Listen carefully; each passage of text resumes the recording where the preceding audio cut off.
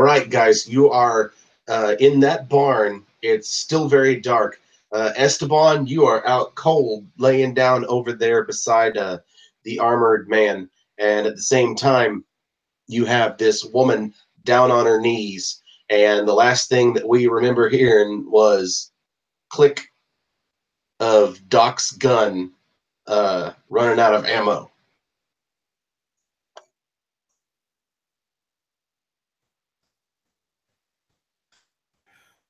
Monroe walks toward her with both guns still out, smoking from, I guess, where he shot her last. And he walks over and kind of aims both guns down at her and looks and says, I guess we're worthy. Oh, gosh. Well, she looks at you and she goes, not you. And then her eyes go wide as you react. Guns right back into her face. It's not sorry. So it's not about you. It's about him. And she nods her head real hard over at Zeb.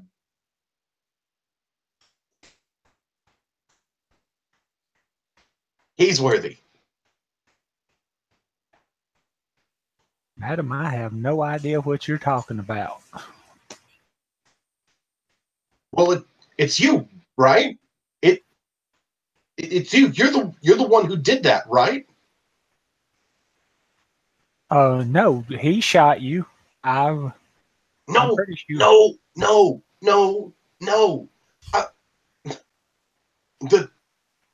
You were the look.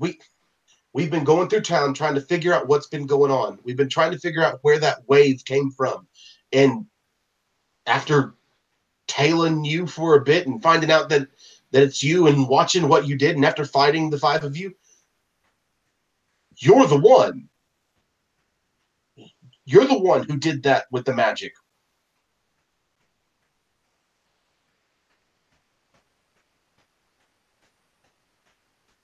That is okay. We were in town, and we were looking for lack of a better word, people who are worthy.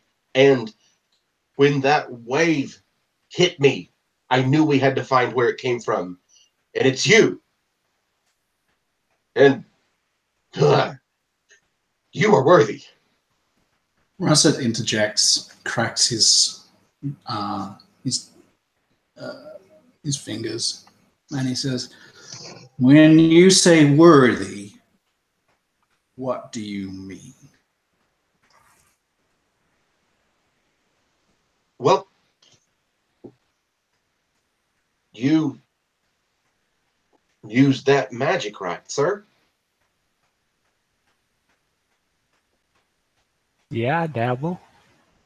Only someone who has potentially great power is worthy. And that wave, that's how we found you, to know that you're worthy. You have no idea what I'm talking about, do you? And she looks at all of you, and we'll do a short, quick look at Monroe and then look back to everybody else.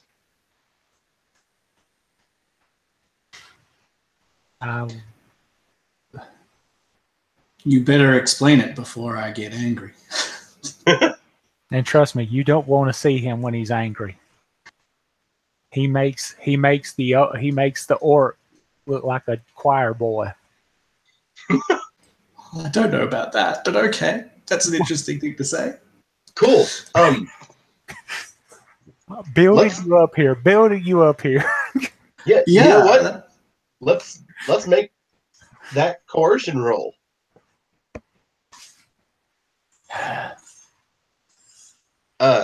This coercion right now, it's going to be where's that sheet? Because it'll be contested against hers.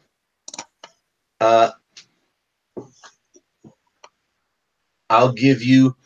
You can have a boost die on this because we'll say that Russet over there saying what he's saying is totally helping you out. But at the same time, with it being still fairly dark in here, she can't see very well. So trying to see the rest of the looks on all your faces, all she's necessarily hearing right now is a bunch of words. So there's also going to be a black die on there. And there's my sheet. And you're going to be rolling against a purple and a red.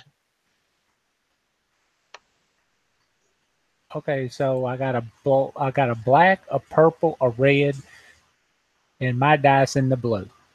Yep. All right.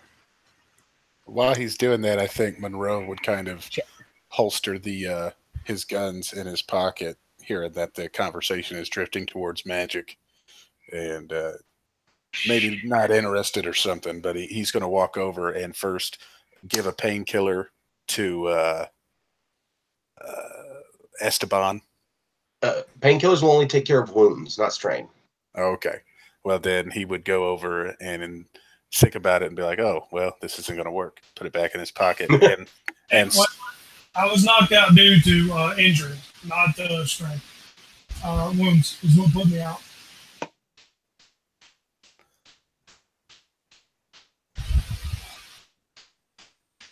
so I think what he would do instead would be to drop next to David and kind of start trying to wake him up. That's what Monroe's doing, so go for it. Okay. So Zeb, you've got a failure, but you end up getting two advantages on those. So with that failure, she looks and she goes, "There's no reason to be pushy. From everything that I've been able to learn of you and your friends, sir, is if there's anything, you may be aggressive, but you're not mean people."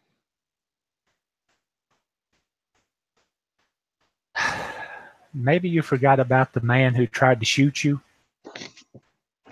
I mean, I can. Okay, you're right. We're not mean people. What do you want to do with those two advantages?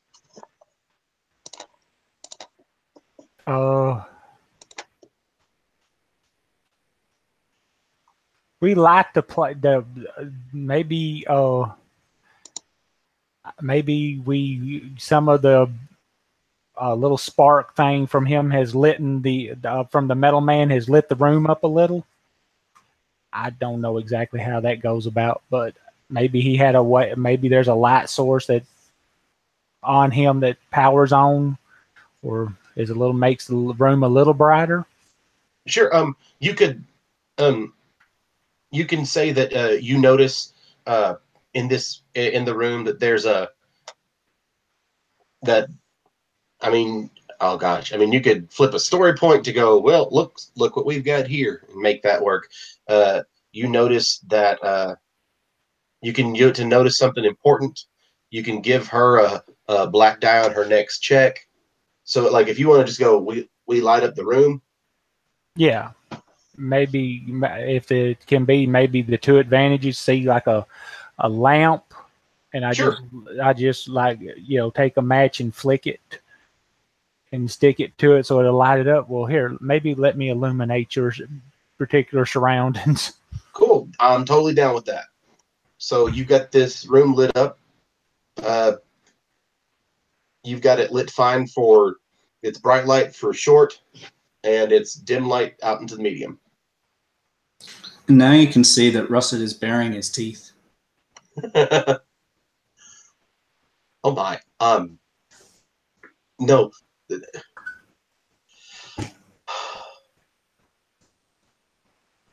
Look, I am only a representative from the guild. I am out just to be a field agent to find people, and I have been charged with offering up the entrance and potential aid upon gaining entrance of the Guild of Magus. So you kidnapped two people who had nothing to do with it to bring us here? Absolutely, they're fine. Did you say the Guild of Maggots? No, Magus. Magos. Russ looks real confused. No, if you want to make a knowledge roll, you'd like to make them. Y'all can make them separately. She can. You could ask her whatever you'd like to do, guys. Oh, well, no, I have pretty good knowledge. I'd like to see if I know what I know about it. Okay. Without actually having to go into the whole. Guild of Magus. It's going to be 3 purples on this roll. Well, as soon as it lets me know, I know what my charm is. I can't see my I can't see my knowledge at this point in time. It's still. It's. I think it's. I want to say it's. Oh, come on. Keep coaxing. I don't. Okay. This character sheet is okay. There it goes. Now it popped up there. It's 3. Okay. I don't know what the heck this character sheet's problem is. It doesn't like, me using my abilities. You said 3 purple. Mm-hmm. Okay, let's see what I know. Shoot. Shoot. So that's a failure. You don't quite realize or be able to recognize what the Guild of Magus is, but you also have 1 advantage. What would you like to do with that 1 advantage?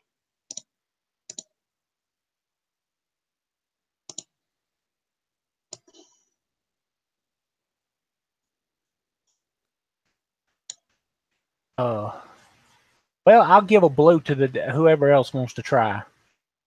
Maybe somebody else has.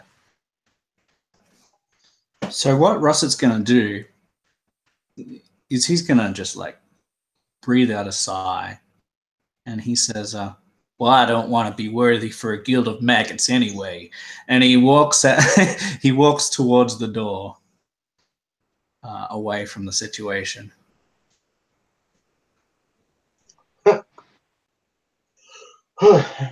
She lets out a sigh. She goes, "Sir, really, you have quite a bit of potential, and you've proven yourself worthy of the second challenge."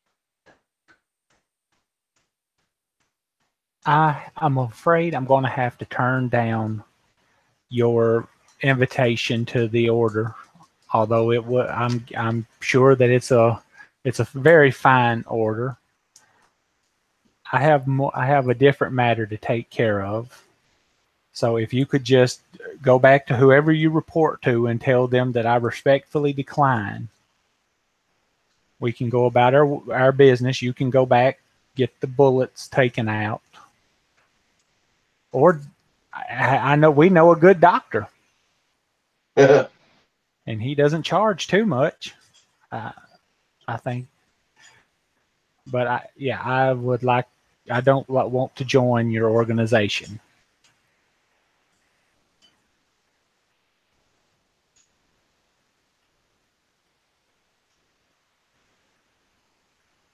Her eyes are just wide at you.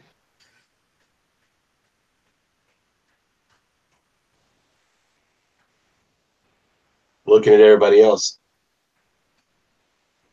Well, if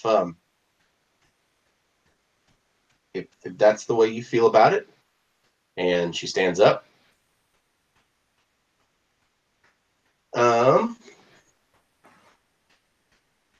Real quick for me, make a let's see, Monroe, make a perception roll against 2 purples and 2 blacks.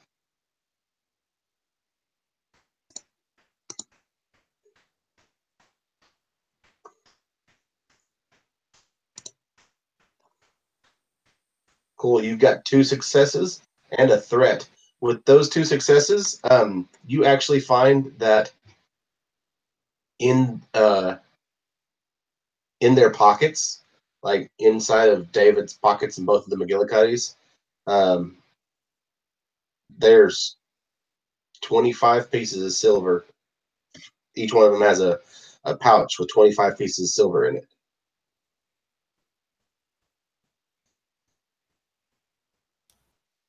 What do you mean in David's and the McGillicuddy's? Both McGillicuddy's are here. Oh no, it's just David. You're right. In just David's pocket. You don't have Michael here, just David. Right. In just David's pocket, you find a pouch with 25 silver in it. And the pouch looks to be of a better quality than what y'all are carrying around. So yeah, he'd maybe as he's trying to get David awake, he's kind of rolls him over, and as he does, it falls out, and he finds it, and he picks it up and kind of bounces it in his hand once, and looks back over, and he says, "Was this supposed to be some kind of trick, some sort of payment?" And he throws the sack so that it could land next to where she's at. She says, "No trick. For being a part of this, unfortunately, he didn't necessarily have a chance to agree to it, but he did. He is being paid for his time, paid for his help, even since your friend here is declining the guild's offer." With one of those successes, is there any way that I could have found out whether or not there is like any physical damage that would have been done to David?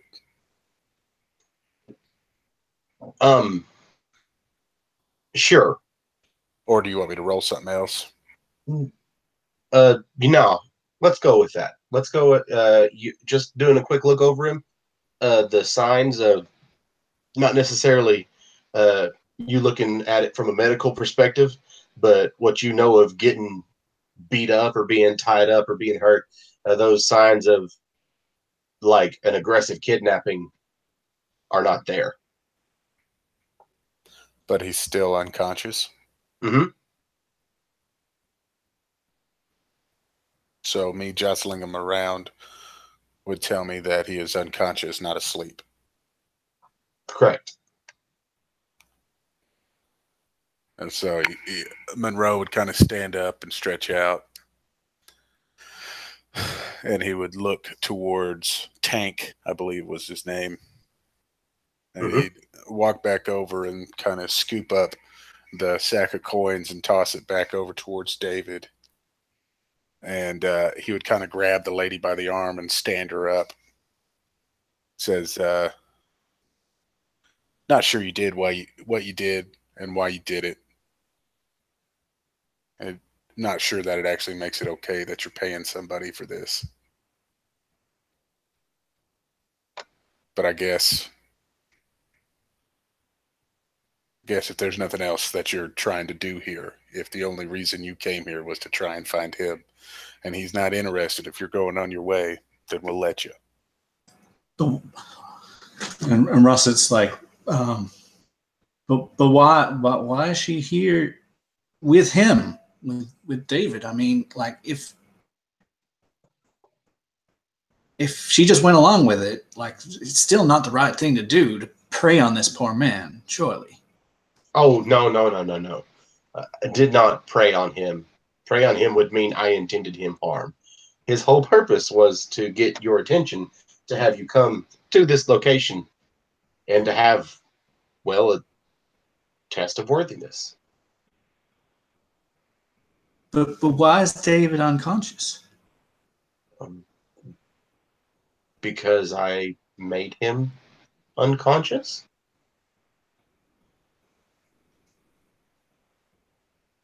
As far as I'm concerned, that's not a very nice thing to do. That sounds like you need to wake him up. She looks at all of you. Okay. And she strolls over him. Puts both hands on top of him. Picks her hands up off him and goes, "He's good."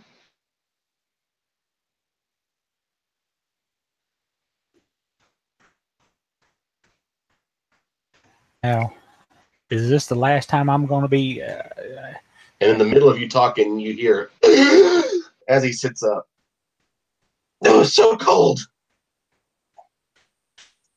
She looks back behind her.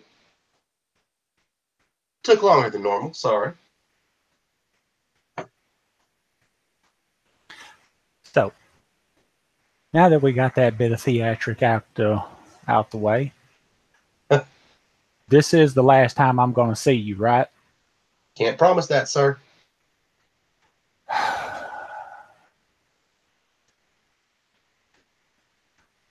Well, you've put me in a very tight spot.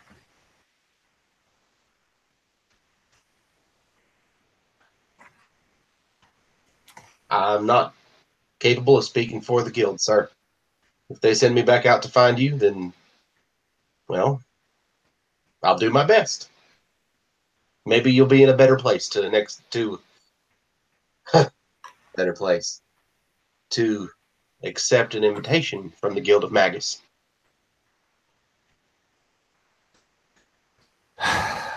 Well, I'm not looking over my shoulder all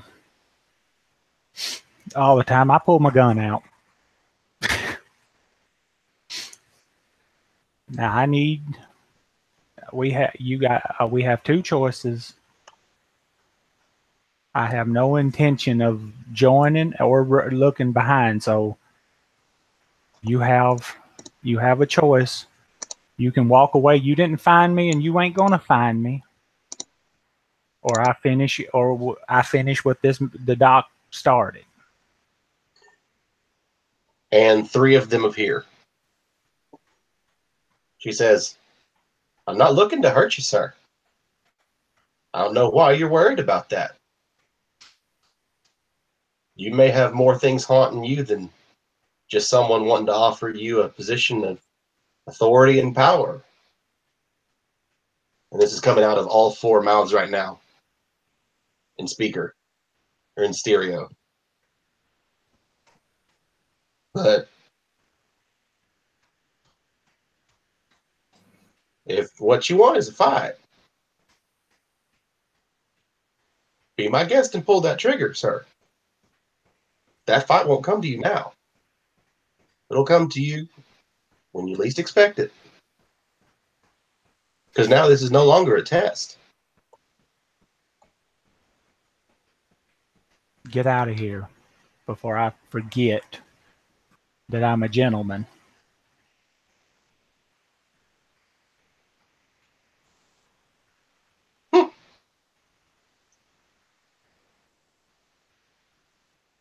She touches her head, bows in her pants, and you watch each one of the 4 turn and go.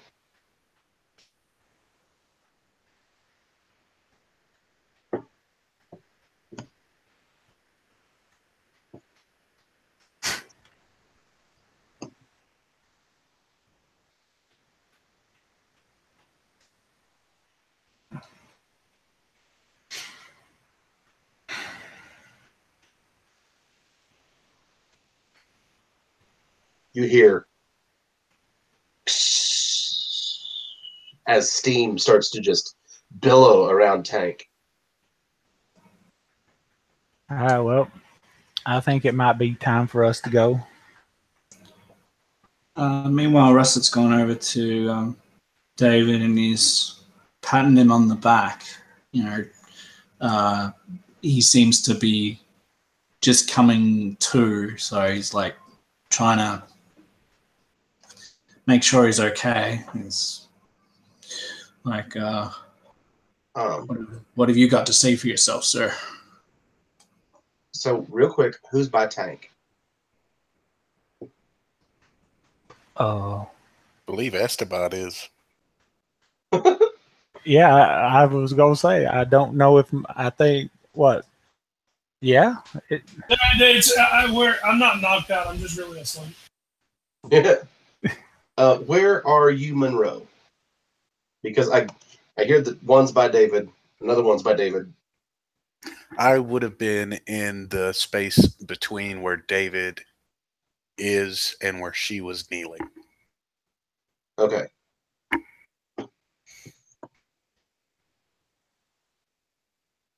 I need you to make a resilience check versus 2 purples and a red. Russet, I think that will also include you. 2 purples and a red.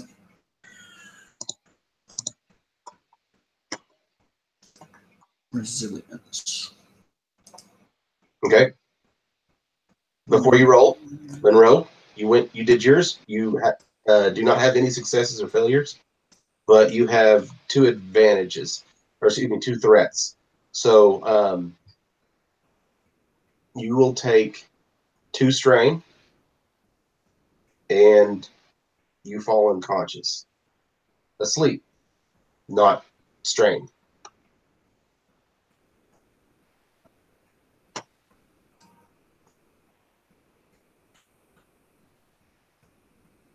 Russet, you succeed, but you will also take a point of strain. And Russet, you and Zeb will hear from that hissing, the billowing cloud that begins to fill the room, and you hear the sound of the armor starting to move. And then it gets quieter and quieter as the armored tank is running away.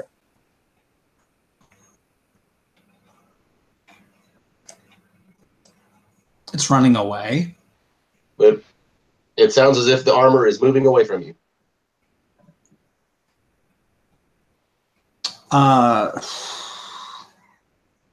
Okay.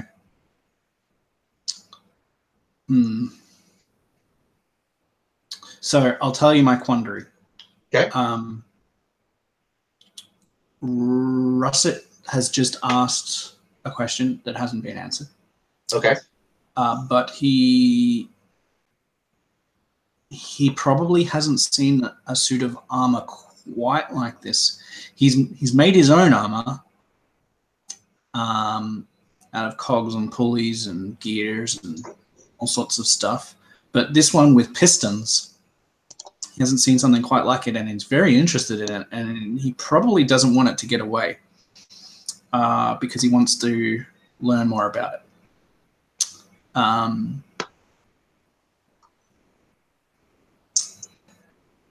So he's a little bit torn about what he's going to do. Well, I'm a little bit torn about what he's going to do.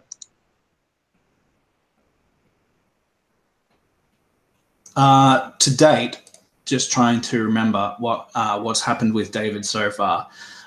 When we first saw him in at the festival, was it?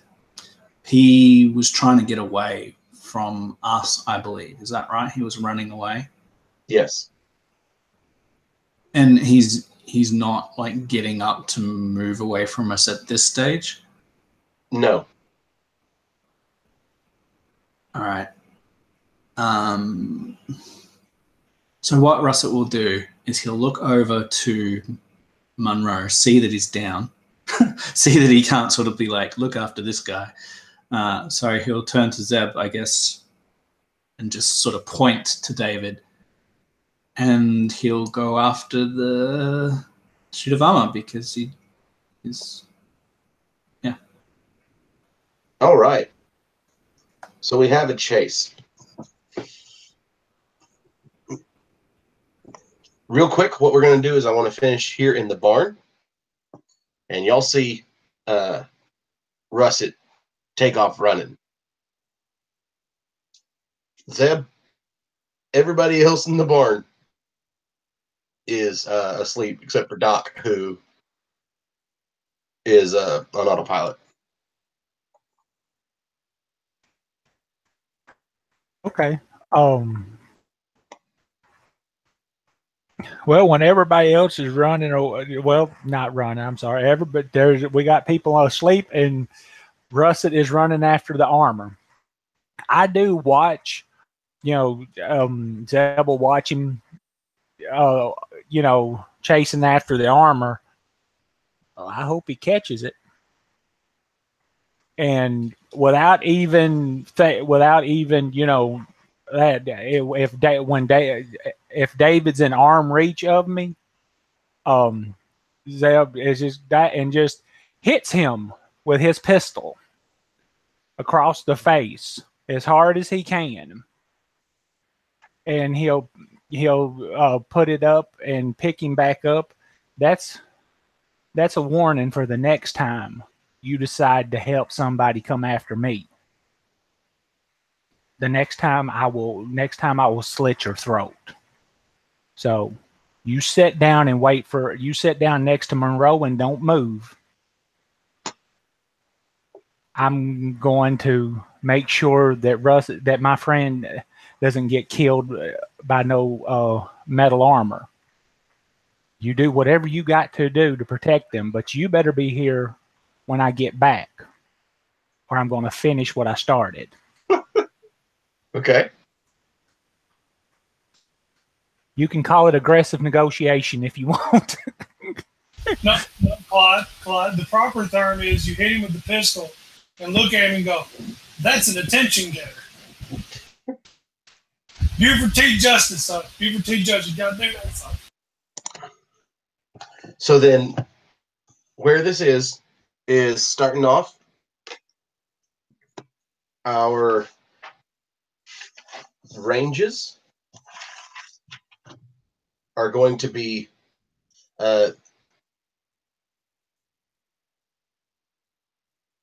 medium range, starting off for Russet. And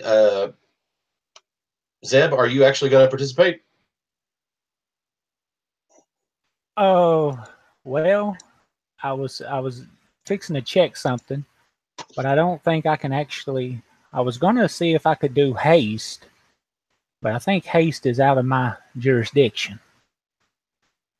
Haste upon who? Oh, Russet. But I still think, I think the haste ability or the augment is out my jurisdiction, I believe. Okay. Well, you did spend some time hitting another guy and talking to him, so you probably wouldn't have had the time to then go haste on this guy who's already taken off running. Right. I'm looking. I don't. Okay. It's divine or primal. Yeah, it's not something I can even do. I thought I could. Okay.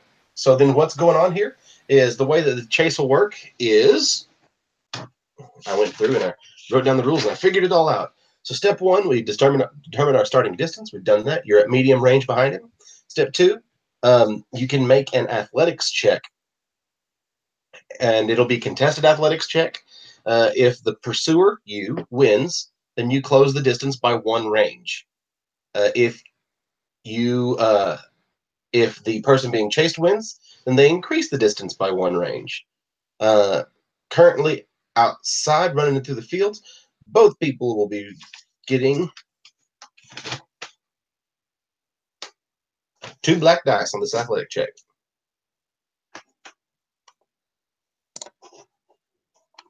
So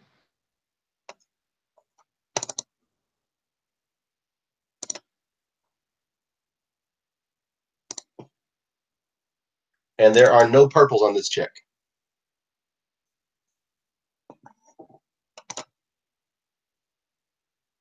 Cool. So as he's going, chuk, chuk, chuk, chuk, chuk, going through the crops, he's running over a ton of them, and he's making it a lot easier for you to gain on him. So you've been able to go from, in this first beat, again, now this is, in this chase, this isn't so much as a 6-second round. This is full on speed starting to go. You realize the direction he's running is back towards Fort Dallas, going back into the main part of the city.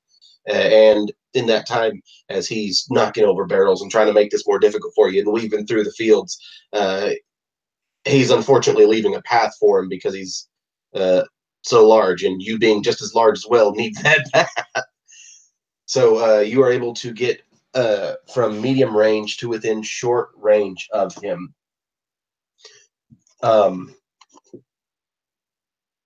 During this beat, would you like to take a single action?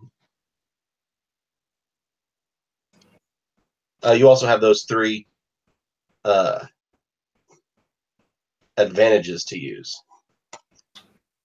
No, you rolled advantages. I did not. Oh, that was me. Thank you for your honesty.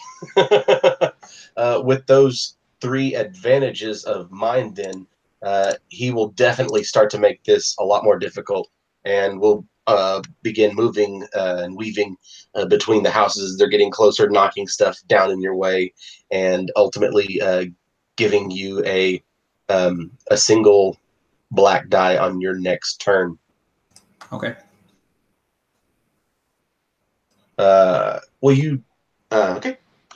Go ahead and make another athletics roll. So you've got 3 black dice now, and actually, getting further in, this time you'll only have 2 black dice because he starts to move into a terrain that's easier. There may be stuff that's thrown the way like he's doing, but it's not through the uneven ground and through the fields and the crops.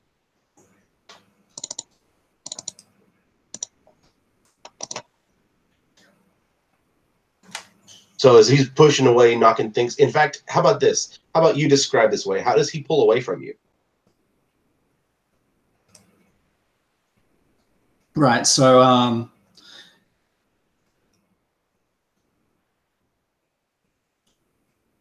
yeah, one of the barrels is going to be filled with oil, and it's just going to burst out onto the pavement, and Russet will fall and slip.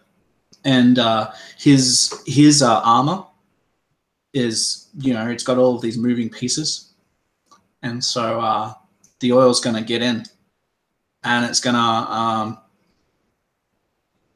lubricate those gears and stuff like extra crazy, and they're just going to start sort of going into overdrive as he's moving along. Cool. With that advantage, he's got nothing to do with it. So you will have, let's see, you're back now at medium range. You have, you can tell with him pulling away now that you probably have you have 2 more beats to catch him, or he's going to get away. So we are still at 1 now, but he's not knocking as much stuff into your way. Okay. One So black 1 dice. black. Yes, sir. Okay. Ooh. Oh. Pretty full. So you have 2 successes, and I only have 1. Mhm. Go ahead. Tell me how. How are you gaining on him? So these cogs have just shot into overdrive, and Russet, and they just sort of catapult Russet up to his feet and launch him forward over all of the barrels and stuff that have been lying in his way. Third parade. No. Hell of a place, Dallas. Hell of a place.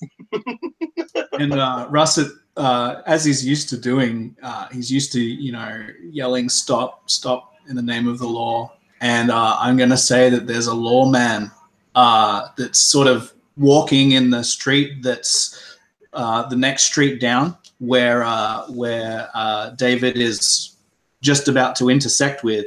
And that lawman is hearing stop in the name of the law coming from the street. And he can hear that. And that's the triumph. Okay. With those 3 advantages, one of your options is actually to ignore the environment for 1 turn. So if Yep. Yeah, so the cogs have literally launched me into the air. Awesome. So I've almost got a jet boots on or something at this stage.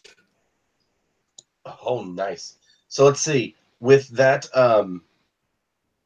triumph, it says you can, like, since you're trying to get people involved, are you giving him? Are you saying it's going to add an extra black die? Do you want to? So what I want to do with the triumph is create the NPC of the lawman in that next stream. That's all I want to do. He's heard stop in the name of the law. That's it. Is that okay? I don't know. Sure. That NPC, what it would be like is you creating that NPC. The way that I guess I would interpret it is that would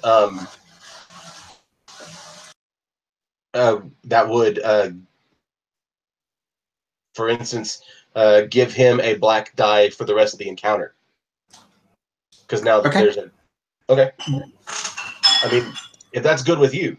Yeah, sure. So yeah, there's another person involved, and I guess so.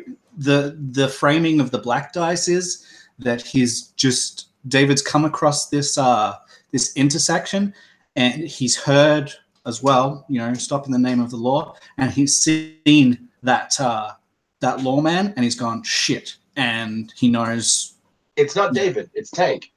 Oh, it's Tank. Sorry, Tank. Okay. Cool. Well, then you are within short range now, and you have got to win this one to catch him. Right on. Okay. And I've got 2 black dice, and you have no black dice. No black dice. Go. There you go. So tell me how it is that you catch him. So, just in like layback, good old Texan style, the lawman just very casually puts out his foot, nice. And Tank just sort of comes down, and even though he's got this armor, he just doesn't see it, and just trips over the foot. And, the bigger they are, the harder they fall. And he's got so much momentum that he flies halfway across the street and lands on his face on the other side of the street. Nice.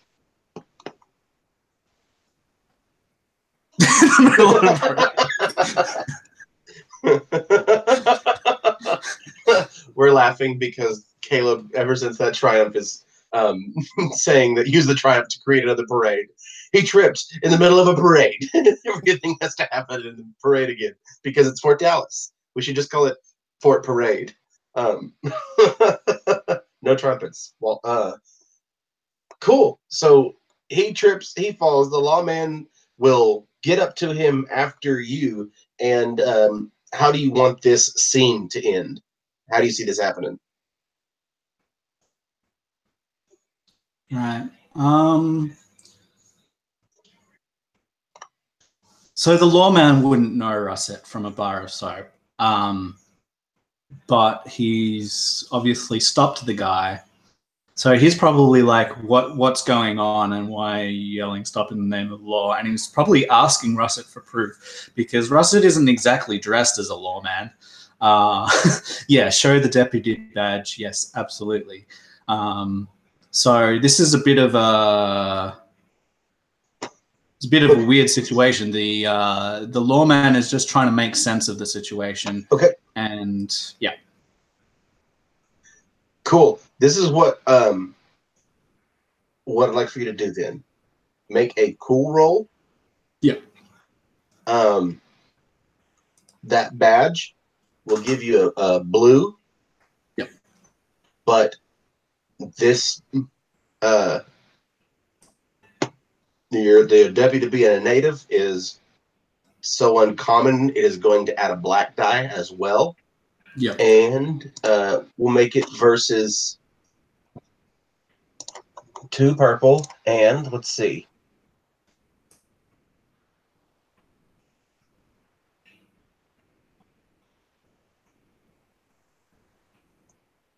You know what?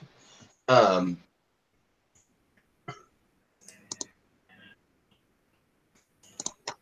looking at your motivations going, what can I do in here?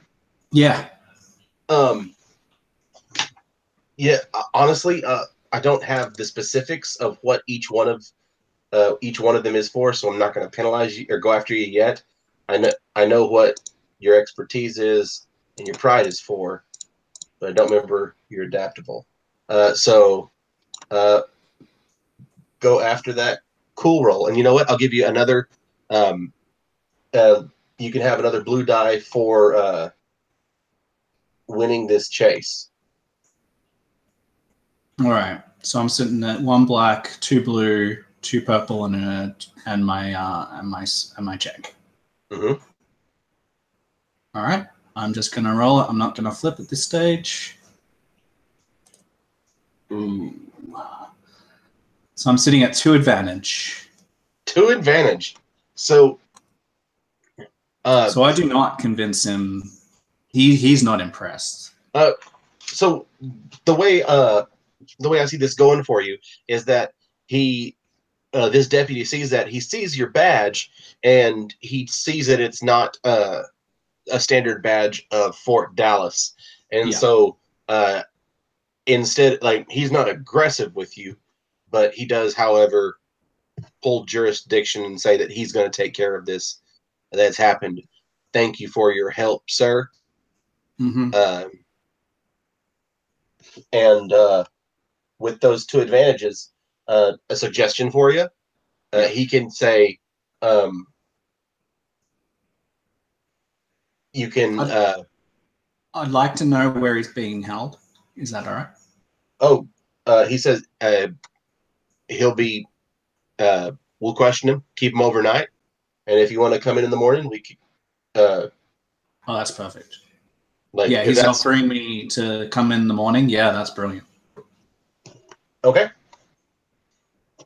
And with that, he says, "Thank you very much." Hands out, and we go to an hour later for Monroe and everybody but Russet, and oh yeah, you all meet back up at the shack. So it is now 9 o'clock, and from that time, David has tried to convince you that him helping was not a choice of his. It was that he was used. He didn't actively do that, and he's saying that while he's rubbing his head. And so what I'll need you to tell me real quick is, in his attempt to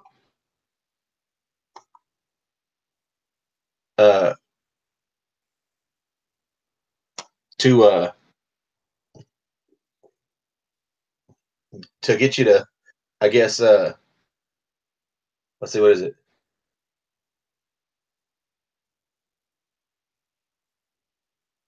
To convince you of that he didn't do this.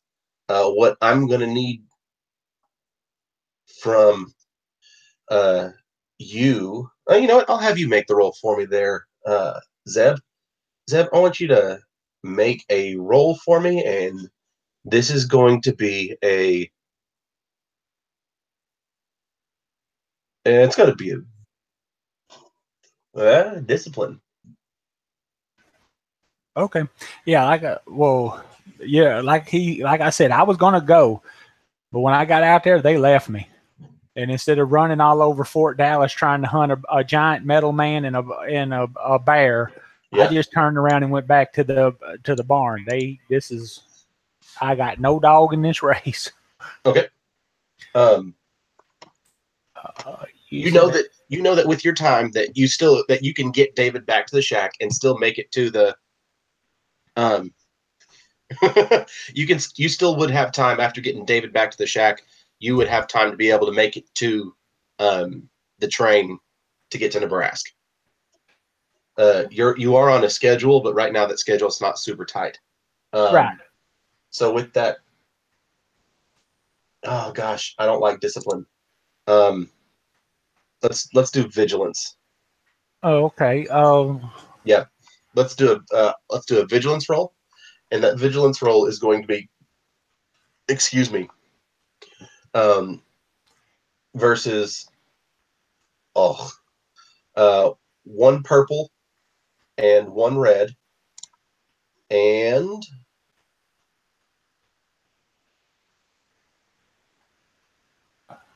are we using? Am I rolling my vigilance? yeah, you're going to roll your vigilance. Okay. Instead of me rolling against you in this situation to see if what you understand, I figured I'd let you. It'd be better to let you make those rolls. Yeah. Okay. And you said it was purple and a red, or is there more? A purple and a red. And what is the reasoning for your pride?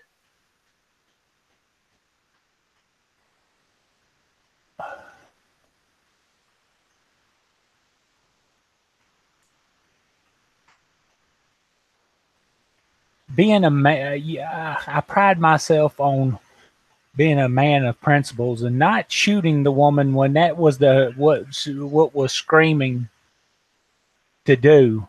I pretty much I just put the gun because I don't want killing a woman to be on my conscience. Okay, so being a man of principle and pride, you're going to have a black dice on this because this is kind of one of your flaws, and your flaws get in the way because what this man is arguing is making a little bit of sense. And if he's right, you hit a man and you totally saw the wrong side of this. So it'll be a purple, a red, and a black versus your vigilance. Okay. What the? Well. So you have 2 failures and an advantage. So with that, so with your vigilance, you in this situation, you're gonna realize that, or you're not gonna realize that he's being honest with you. That this man's over here telling you, I didn't know anything about that money. She must have put it in my pocket. And like the argument he's making, in fact, can I get the let's see, Monroe and Esteban to make that same roll just versus a purple and a red? What roll am I making it? Vigilance. Oh, sorry. And for the vigilance,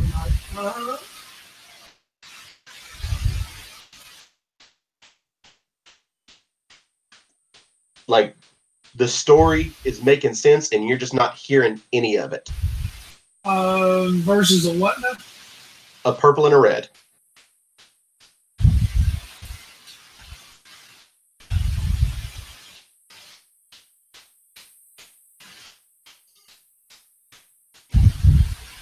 So I'll do Monroe first. Monroe, you succeed with a threat. All this talking and this jabbering,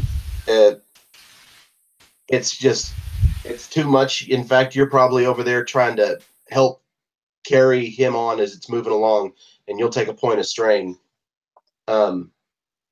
Esteban, you don't succeed either, but you've got a triumph. Monroe, you're like, geez, this kid's telling the truth, or this guy's telling the truth. Esteban, you've got 2 advantages and a triumph, but no successes. So you are over there hearing what he's saying, and you're hearing what Zeb has had to say about it in response. And as it's going on and on, you're right there with Zeb going, "No, kid, you're just like, for as much as like you only woke up at the end of all of it, you're catching the end of this story, and you are not no, this kid's totally been helping her. But this guy's been helping her. But with that triumph, what would you like to do?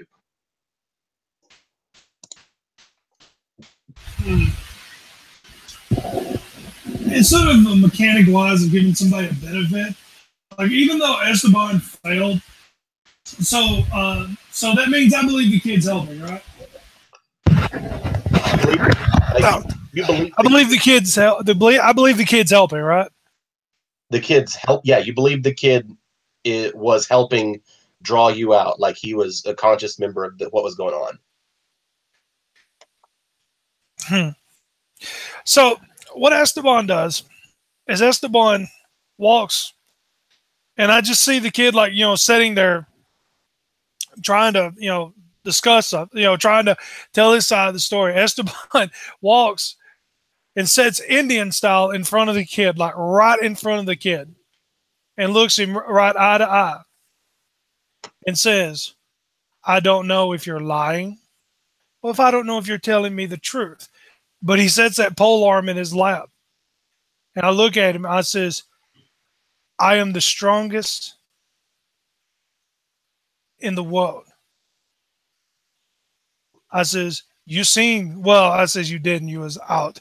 I says, that pile of scrap that was laying there, I says, where it magically disappeared, no idea. I says, but, I says, I took that out. And I says, imagine what I'll do to a gringo that's not telling me the truth. I says, don't know if you're telling me the truth, if you're lying. I says, time will tell.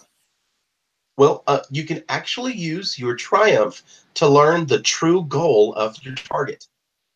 So, I'd actually like that. That's actually, I could see, he's not trying to really like say, I'm going to kill you, but he's saying you were lying and you was helping them, then we're going to have some problems. You know what I mean?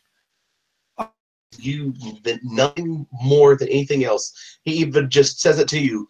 Why? All I want you to do is believe me. Why would I lie to you after how much you've helped me and Michael? Why would I lie to you? Why would I want something bad to happen to you? Please believe me. Esteban looks at him and, kind of like, he gets that thing of like, almost like a smile. And he goes, but I do believe you, gringo. I do believe you.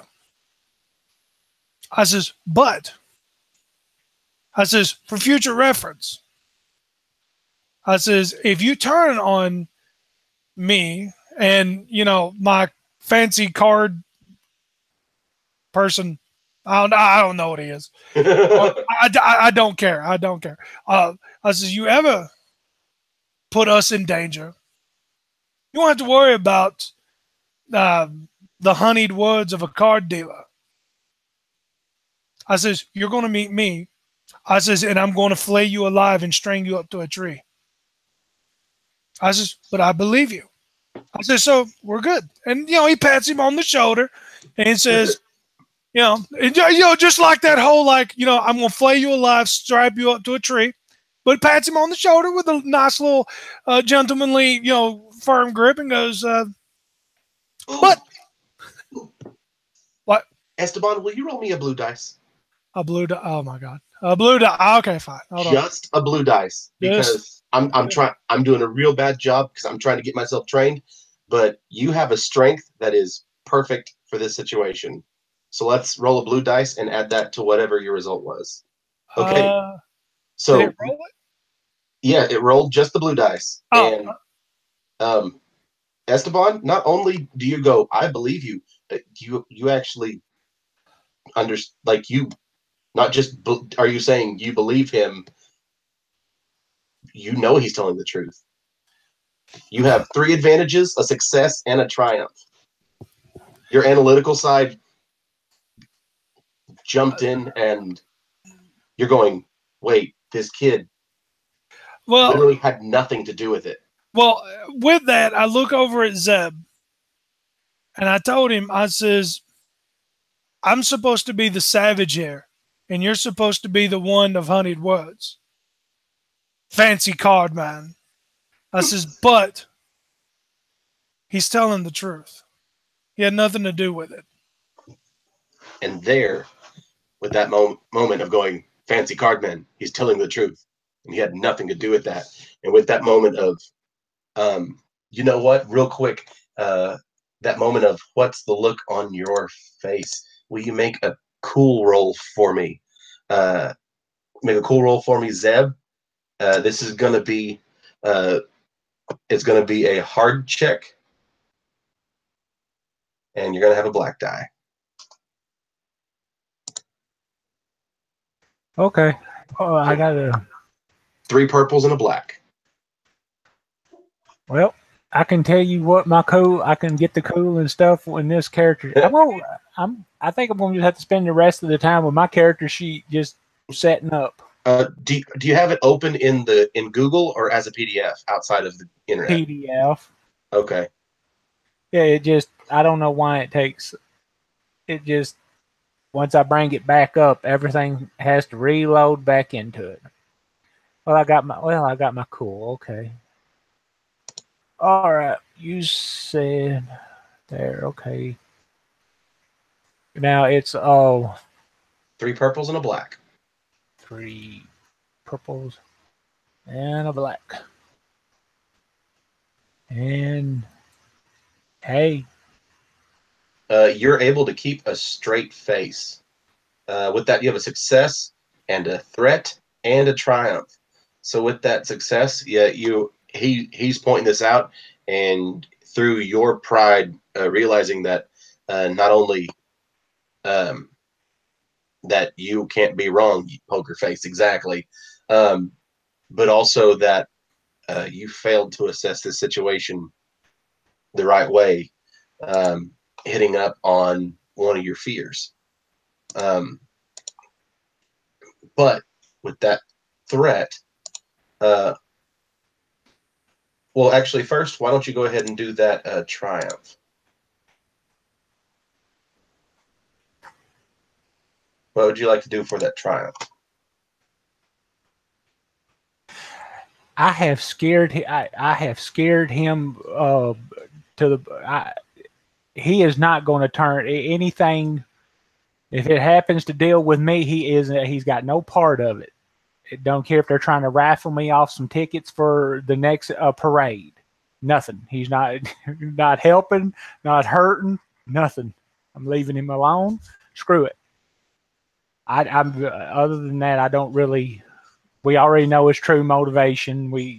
I don't see how any more spending would. If he'll just leave me alone. And as you keep that straight face and look off to the side, you are you may be able to outwardly show that there's no emotion or sign of it, but inwardly you suffer 1 point of strain. Oh. And we'll take a 5-minute there. When we come back, Russet walks in the door, and we decide where we're going.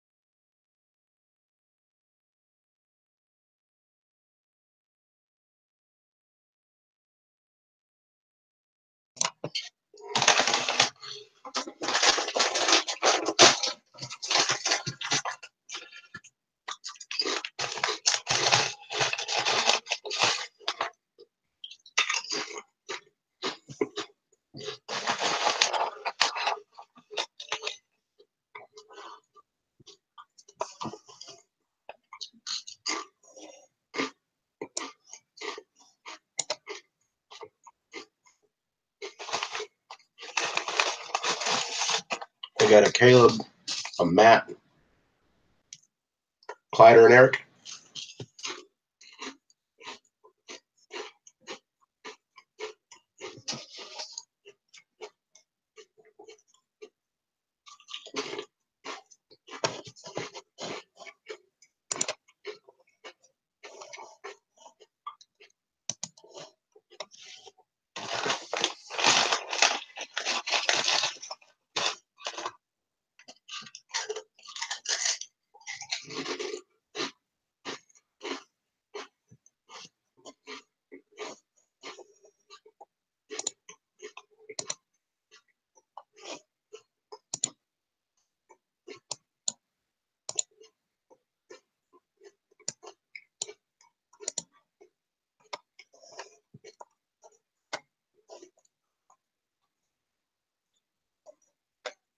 Yes. What are you getting at? Nope.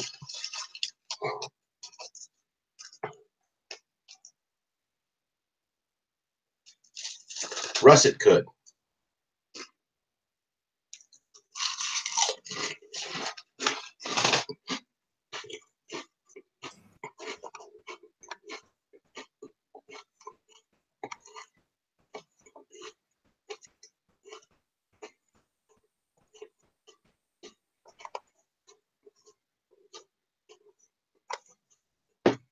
Well, Russet, you walk in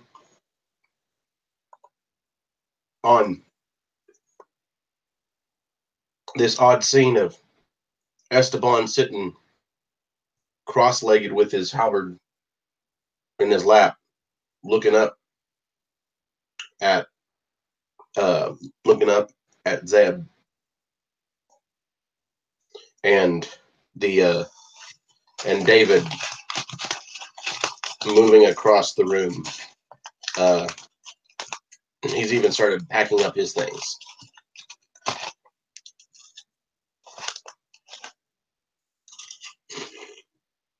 Right.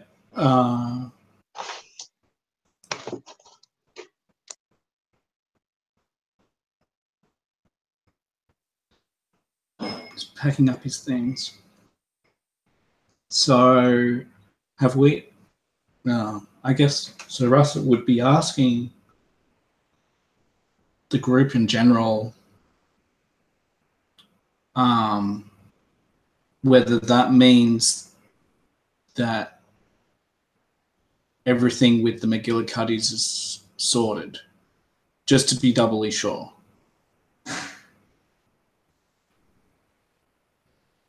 Because I think last time we established that, like, they wrote a letter back or something to say that they were gonna,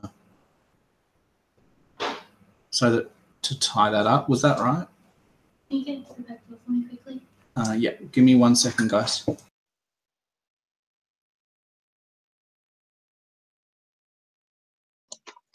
Monroe, I remember that's something you were wanting to do, but did we ever follow through with that? I think that was something that had come up before the 4 days of us sitting around not doing anything. So I would imagine that definitely would have been something taken care of during the 4 days of down period. I mean, I would even think that letter is already in the mail. Cool. Pony Express and train, taking care of it. Cool. From the time that it is right now, this is a big deal for Zeb. You've got 3 hours before the train leaves. And it's going to take you at least 2 to get out there on horse?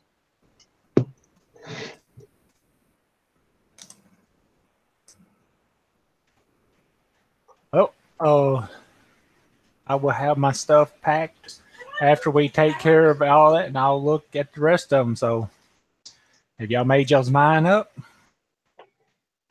My schedule's kind of tight, so I hate to put this on you either in or out, but that's what we're looking at, in or out.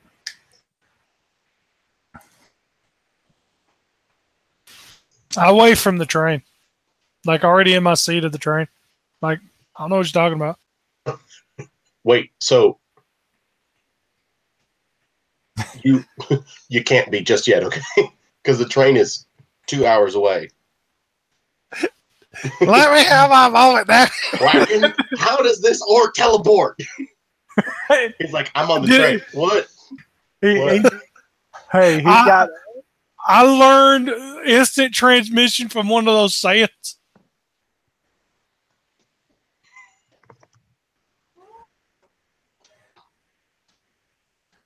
I'll look at Russet and Monroe. Well, and Esteban. And I just typed it in the chat to you guys, but I spoke with Mike before the game when he said that he wasn't able to be here, and being the fifth member of the party, he could effectively be the tiebreaker in a situation, and he told me what Doc would go with. So if there's a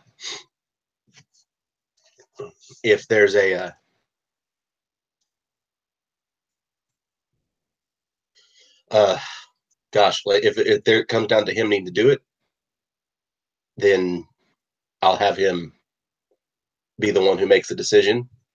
If, however, it would come to a change that would make him have to leave the party, I will defer to him how he'd like that to be handled. But it may require some changes.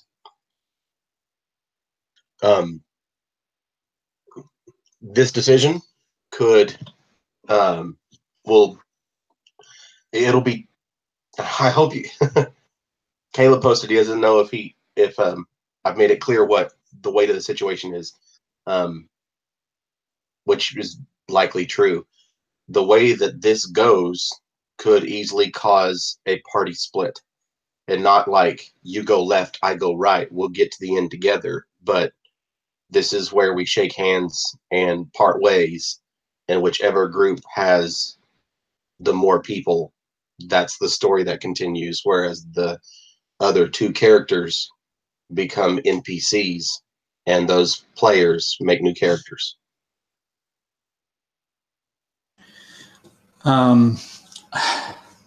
Okay. Or the other one player or the other one character becomes an NPC. I'll ask a slightly off-topic question. Is now in-game the best time to decide this? I know that we've got this story point, and I know that like the in-game time is ticking away, and that. But like, I see what you're saying. So again, like, this would be a good time to at this go, well, we have a decision to make. What are we going to do? And we could run this part of the game as like we could talk about it in character, like go ahead and end the session, but do it in character together, or do it out of character and make that decision how we'd want to do that, and then start the game off either on the train the next time we play, or here in Fort Dallas with the party members who stay, or with the party members who jump on the train. Which way would you guys like? Do you have a preference for that? I mean, obviously, I can tell, Matt, I'm pretty sure that you'd rather go ahead and call the game and let's talk about it outside of the recording. Probably. That's probably a preference. Yeah. Okay. Just on that level of is my PC choosing to leave the party? Like if that's a possibility, and that means the end of that character, like I'd probably prefer to talk about that off stream. But on a character level, like I also would want to like have a character be have like a way for that character to exit if that's going to happen. So like Right. I sort of want two different things, and both of them can't happen at the same time. So then instead of like just starting on the train or starting in town, if characters have to, and Clyde, I'm going to get to you. If let's say we end up going on the train and Russet stays in Fort Dallas, then we would, like, the scene would start like on the train, and it would be like, man, like that was rough having the players who are already on the train discussing that and then jump to what's Russet doing. Like, how does Russet fade out? Can I ask a question to you, Jim? Sure. I know that you're wanting to put this in our lap. Well, considering you're running this game, what would it make it easier for you? I'm good either way. Well, no, because I get this feeling that, like everyone likes their characters and like no one wants to make a new one, so to speak. And if Clyde taking his character to Nebraska is like, because I feel like this is weighing a little bit on the party. Mm-hmm. Like, because I feel like no one wants their characters to leave the party. So I think it's the time when we go from in character to out of character, and it's like, because to me, I just feel it's a disbalance. Because then are you saying that you're in favor for, let's go ahead and just stop broadcast now? And yeah, I think that would be a great time for it, because that way people won't be seeing this drama unfold. Okay. So with saying that, Clyde is saying that he would like to say something or do something in character as Zeb. That sounds great. I think in character stuff is great, and I reckon spotlight's on you, sir. Okay. So then to set this off, let's say that right now it says my time, I've got 9:42. Let's say at 52, you got 10 minutes, or we have 10 minutes in character, and then in 10 minutes we need to either have, or is 10 minutes not enough? Would you like to do 15 minutes in character? no, I think I can get it done. Okay. So when we're getting, we're in character. Okay, so while Zeb is getting his stuff and waiting, he'll reach into his inside pocket and he'll set a silk handkerchief onto the table, and he'll roll it out, and it's an ivory handled knife that's still stained with blood, and he'll say, "You see this right here? This is a family heirloom. Been in my family since my granddaddy started since the tobacco plantation. There's a history to this knife, but more important, the reason why I'm going to Nebraska is to give this man who used this knife it back. It's my brother. This knife my brother used to plunge into my mother's heart while she looked at him. No, I haven't really been a lot forthwith with why I'm going, because it has been something that I have to do. Now, if y'all still don't want to go and help me, that's fine. I don't hold no will against you, but you at least need to know what I'm going for. I'm either killing him or he's killing me.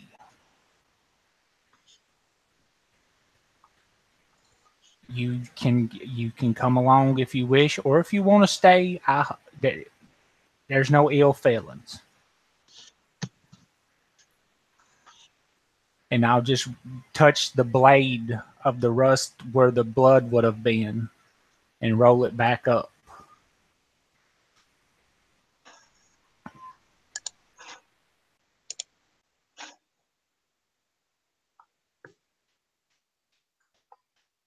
Esteban looks at him and says, "Why didn't you just tell us this to begin with?" Because it wasn't y'all's business. Now now there's a whole different, that was a chapter that had gotten written, and now this is a new one that needs to be rewritten, and you should know why we're going.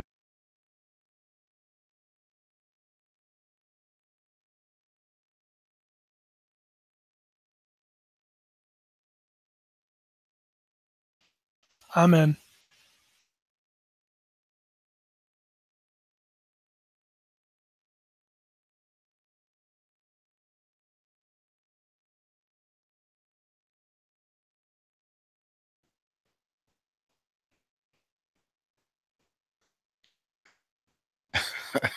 Not to take the cheap way out here, but Monroe would turn to Doc and say, "What do you think?"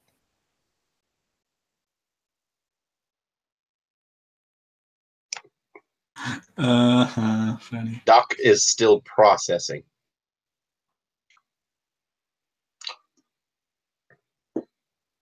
So, given that I know out of character that Russet's been one of the ones that's been unsure of what he was going to do, I guess Russet will speak. So, so where we are right now is where? Like locationally? You're in Fort Dallas. We're in Fort Dallas. He's got very little time to get to the train. It's going to be a hard ride. And these 10 minutes are stay or leave. So Russet will sigh, and he will look at Deb, and I guess he will put out his hand onto your shoulder, and he'll say, "This is a large burden for you to carry. I'm glad that you finally shared it with us. Perhaps that means you don't have to share it alone. I only just met you a short time ago in a town that I hadn't been to before, in a pub that I'd never seen. And we started working together just out of circumstance. And my gut, it's sort of, I like to finish things when I start them. When I make a promise, I like to finish it, and I like to make good on it.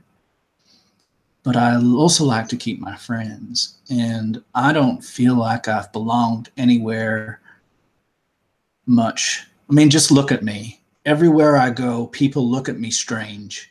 People are expecting something different. I'm a mechanic who's an Indian bear. This just isn't normal, and I know it. And I haven't much told you, but I'm on the run. And any moment, where we are, could my past could catch up on me. And if I go with you, I think that means that I've escaped completely from my past. And maybe it is that I'm leaving part of it behind, but I think where my heart would go is with you. And yeah, there's stuff that I haven't done for Browns Creek. I haven't followed up a couple of those leads, but maybe we can come back to it once we've done this. And maybe we can't, but you know what? Being that you've got this burden and being that we've worked together so far, I don't fancy just abandoning you. I don't think that's right. And I think that the path forward for me is where I feel like I belong. And whilst we've had our disagreements, you've treated me with respect, and that's more than I can say of most people. So, you know what? I'm in.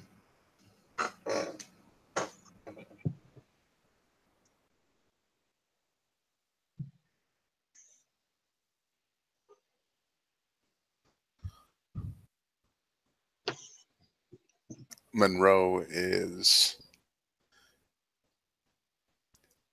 kind of got an ear towards the conversation, and he's helping Mikey and David get packed and get their stuff together. And they both kind of pick up another bag or something and head into the other room. And Monroe kind of walks over to where everybody's conversing. And he says, well, that's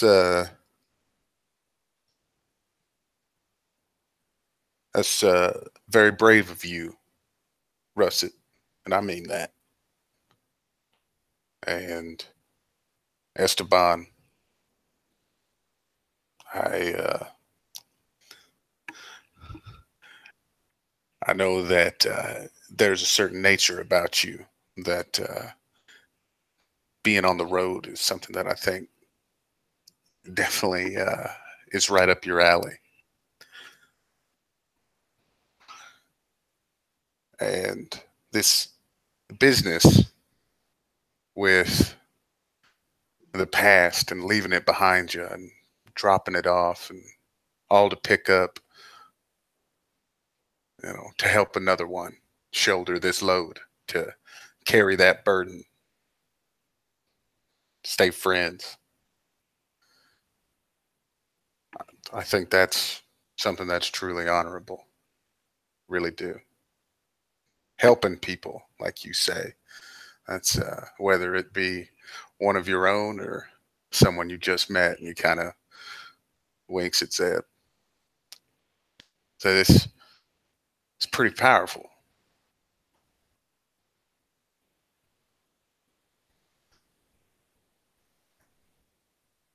And I get it. Not everybody wants to spill the beans, tell everything about what they've been through.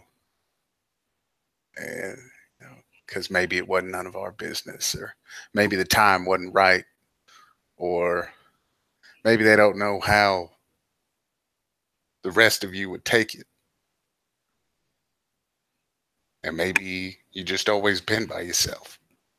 I don't know. I know some of us tend to gravitate to our own kind. They tend to want to be around people that make them comfortable, whether that be for protection, for safety, to help them, anything along those lines. I don't know what it was months ago that brought me to Browns, had me posted up there just before that mine collapsed. I don't know. Could have been just everything that had happened that led up to that moment. Couldn't tell you. But I think when we made it to Dallas, I think that might have come clear to me. And there's some stuff that you just don't understand until you see it for yourself. And even when you see it, it's hard for your mind to process it. And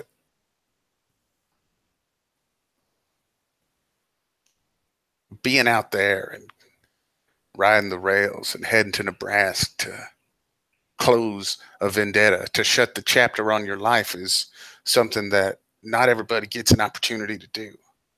Sometimes it's not just one chapter to the next chapter. Sometimes there's more to it. I ain't read a lot of books. The ones I like mostly have pictures.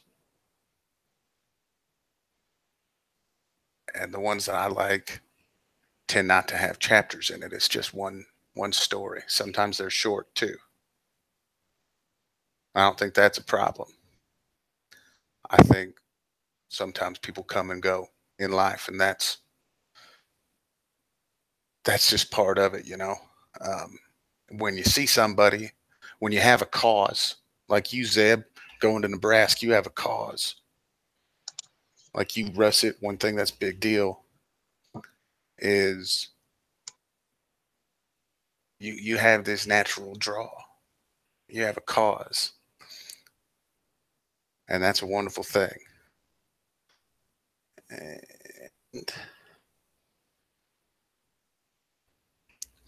I think if we are going to be honest, I want you to know that the biggest thing that's driving me right now is that you see people that need your help and you want to help them. Esteban, you see Zeb, you want to help him. You're with him, right? Russet, you want to see somebody that needs help, you're with them. I see two people that need my help, and they're in that other room.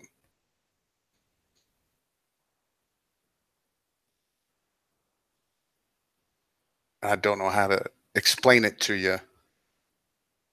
All I might be able to do is hopefully I can.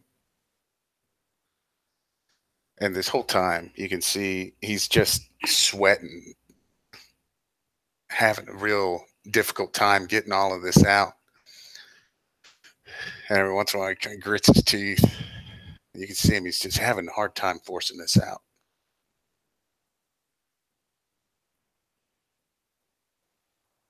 I know you ain't say there's no ill will, Zeb, and I trust you. You might be a gambling man, but I don't think you're in a bad place. But I guess as a gambler,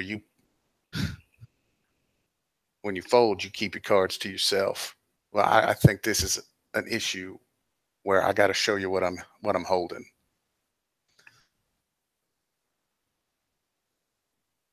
And if Jim would allow it,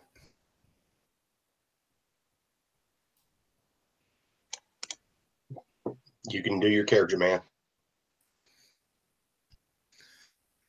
in the moment, you can see him and he kind of grits his teeth one last time. And as he does, this clean shaven man, Monroe, that's been there the whole time, quickly the beard starts to sprout. And this fur grows out from the sides of his eyes and it peels back. And within a moment, heaving and huffing and puffing in front of you, and possibly to Doc's biggest surprise, is Monroe, still dressed in his clothes. But it doesn't quite look like him anymore. And you can tell even just being in this body, this fur-covered body that, to a degree, has the same markings as a skunk. The stripes on the eyes, a big white stripe going down the back of his head.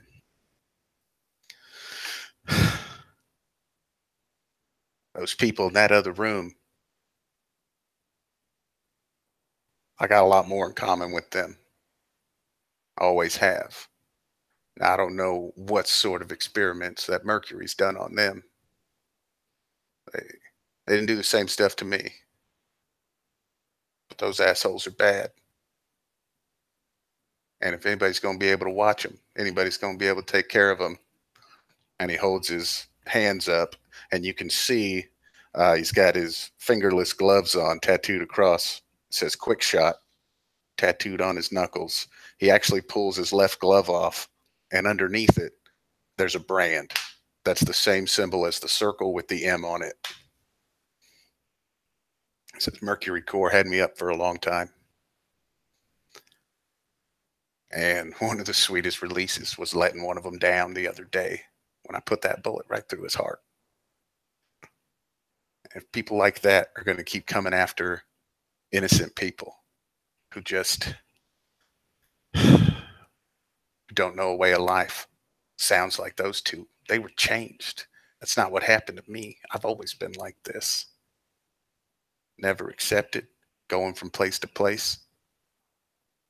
I got to stick with the people who can't defend themselves. David's gotten himself in a hell of a lot of trouble since we got here, and little Mikey don't know what to do. If they're just going to live on the run, I'm going to be honest. I think my place might be with them. So I'm really sorry.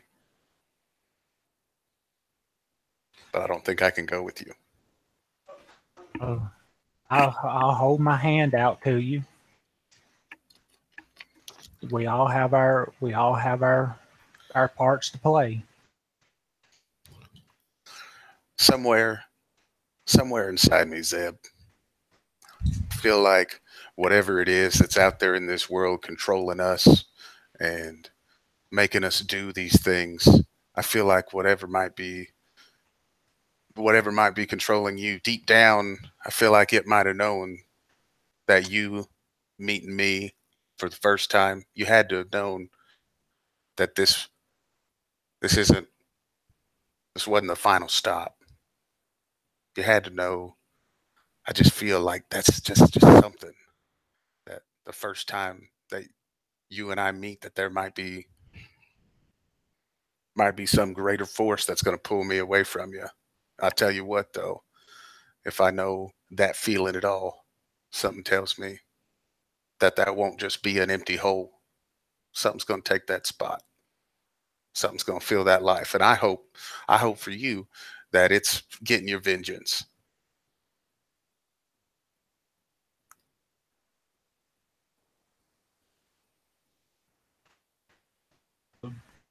I don't know. It's just something. I have to do this. I understand. You take care of them. If you find your way down Alabama way at Port Sumner, there's a man that runs a cigar store, Ernie. You go down there and you tell Ernie that you wanna walk the Chippewa Trail, and that he'll give you a way that you can get through Alabama to others that can either be changed or were born natural on the little reservations down there. And if he tries to tell him that I do watch what goes on. If we make it down there, I'll be sure to drop a name.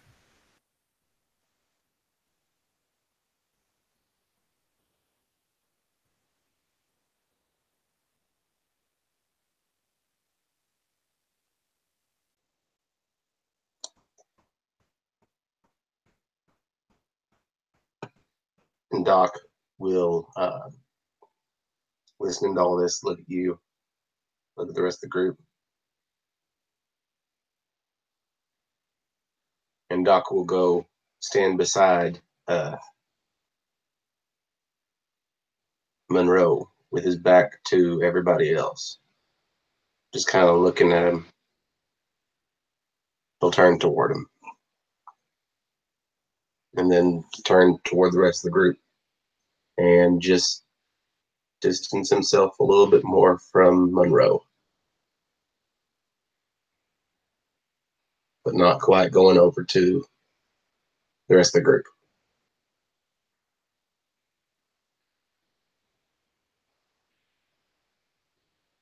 He says, I'm going to have to think about this.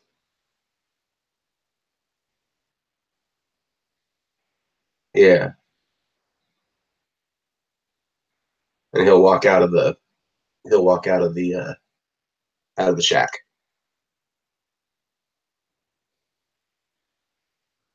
And that's where we'll stop then.